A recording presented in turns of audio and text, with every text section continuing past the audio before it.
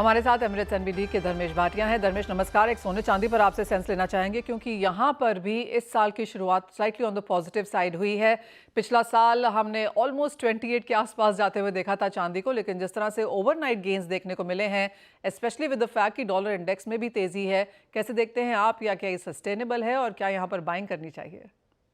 हाँ, देखिए चांदी की बात करें तो चांदी नो डाउट अंडर परफॉर्मर है। अगर कंपैरेटिव गोल्ड की बात करें तो गोल्ड ने लाइफ टाइम हाई छुआ है, बट चांदी डोमेस्टिक मार्केट में लाइफ टाइम है, बट इंटरनेशनल मार्केट में $35 के इर्द गिर्द भी घूम रहा है। तो मेरे हिसाब से डाउन साइड रिस्क लिमिटेड है। और अगर चाइना का स्टिमुलस पैकेज आता है और वो पुश करता है कि स्टेबिलिटी आए, और प्लस ट्रम्प की सरकार जब 20 दिन में आ जाएगी, वो चाहेगी कि इंडस्ट्रियल, वो एक बिजनेसमैन है, वो इंडस्ट्री को सपोर्ट करेगा। और ये चांदी 50% बुलियन कैटेगरी और बेस मेटल कैटेगरी में आती है, तो ये आउट परफॉर्म कर सकती है और ये फिर से 1 लाख के स्तर आपको शीघ्र ही दिखा सकती है।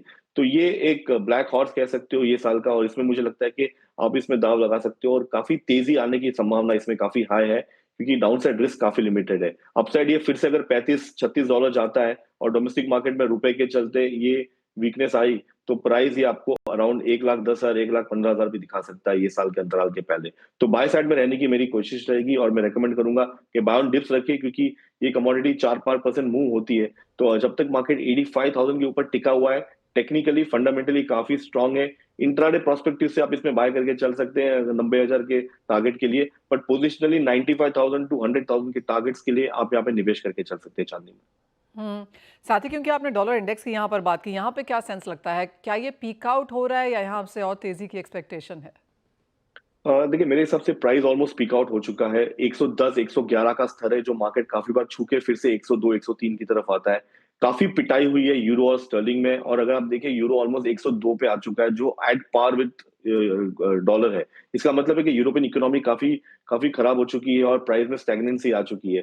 तो यहाँ से अगर मार्केट में एक शॉर्ट कवरिंग या पुल बैक रैली आती है, तो डॉलर इंडेक्स अराउंड 107 108 आ सकता है।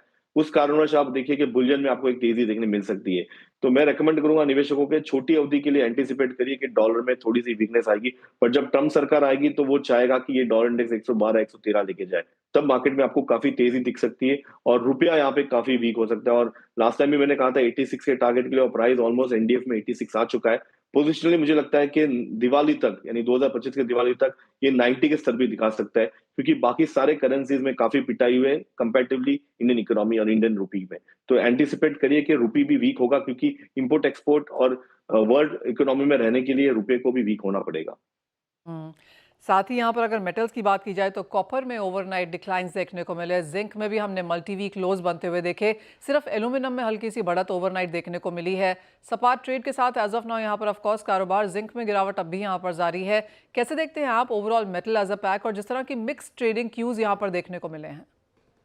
देखिए बेस मेटल की बात करें तो काफी ज्यादा पिटाई आपको सारे सेक्टर में देखने मिली, specially on the copper side, जो 830 840 से चल रही थी, ऑलमोस्ट 790 पे आ चुकी है। बट अगर आप 2024 देखें तो ये कमोडिटी 910 920 पे चल रही थी, तो वहां से ऑलमोस्ट अगर देखें तो 15 से 20% की गिरावट आ चुकी है। अगर इकोनॉमी रिवाइव होती है, स्टिमुलस पैकेज आता है, तो कॉपर सबसे ज्यादा रैली कर सकता है। तो मैं इसमें भी बाय करने की सलाह दूंगा। मैं रेकमेंड करूंगा कि आप इंट्राडे प्रॉस्पेक्टिव से मार्केट में बाय करके चल सकते हैं। 790 का स्टॉप लॉस रहेगा, 805 810 के टारगेट के लिए। पोजिशनली अगर आप बाय करना चाहते हैं तो 770 के स्टॉप लॉस यहाँ पे बाय करें। अपसाइड 840 के टारगेट के लिए आप यहाँ पे कॉपर में निवेश करके चल सकते हैं। अगर कॉपर ट्रिगर होता है तो सारे बाकी बेस मेटल्स भी आपको अच्छी खासी रैली दिखा सकते हैं, but as a benchmark doctor copper ही एक बेस है प्राइस का।